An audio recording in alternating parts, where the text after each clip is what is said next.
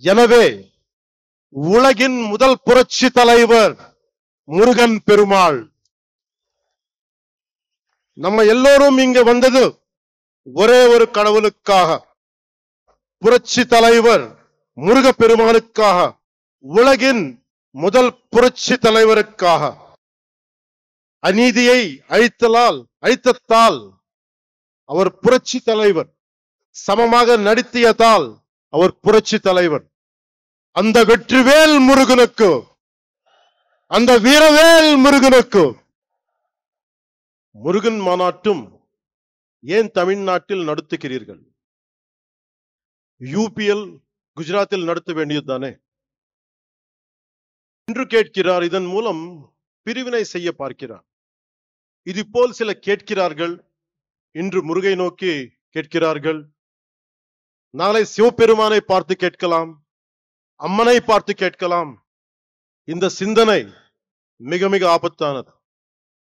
அதை பற்றி சொல்கிறேன். இந்த சிந்தனை ரொம்ப காலமா இருந்தது.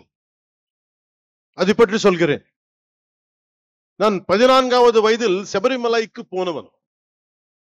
தைப்பூசத்துக்கு திருத்தணிக்கு போவதை பார்த்தவன். நான் சென்னை மயிலாப்பூர் படித்த போது நெற்றியல் பட்டையுடன் ஸ்கூலுக்கு போனவன். சிறிது காலத்திலே மாற்றம் தெரிந்தது. அடுத்த 10 ஆண்டுகளில் நெற்றியல் விபூதி பூசுவதை கேள்வி கேட்டார்கள். எனவே என் 14வது வயதிலேயே இந்த விதமான கேள்விகளை எதிர்கொண்டவன். எல்லோருக்கும் இந்த எக்ஸ்பீரியன்ஸ் இருக்கும். அதை நாம் பெருத்துப்படுத்தவில்லை. காரணம், நம் இந்துக்கள் செக்குலரிஸ்ட். ஒரு கிறிஸ்தவராக இருக்கலாம், ஒரு முஸ்லிமாக இருக்கலாம். ஆனால் ஒரு ஹிந்துவாக இருந்தாலே இவர்களுக்கு பிரச்சனை. ஒருவன் ஹிந்துவாக இருந்துவிட்டால் அவன் மதவாதி. இதுதான் இவர்களது போலி செக்குலரிசம். நம்பிக்கையை கொண்டாட எனக்கு உரிமை உள்ளது. அதை கேட்க நீங்கள் யார்? உங்கள்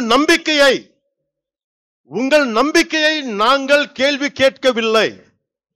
அதே நாகரிகத்தை நீங்கள் கடைபிடியுங்கள்.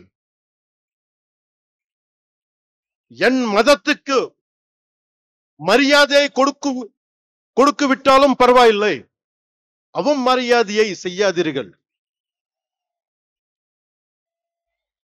முருகனை பற்றி கேள்வி கேட்கும்